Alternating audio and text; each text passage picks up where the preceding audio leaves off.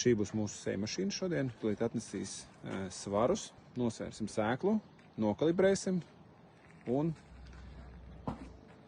palaidīsim pirmo sēklu sējai. Augsne ir pilnībā sagatavota. Vakardien un šodien strādāja ar šļūci. Iepriekš šeit bija kukurūze. Virspusē augsne sausa, iekšpusē ir pietiekami mitra. Re, kur redzēt.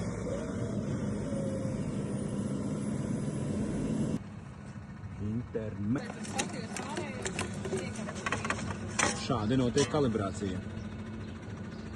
Visu laiku ir jāpieskrūvē, jāpārsver.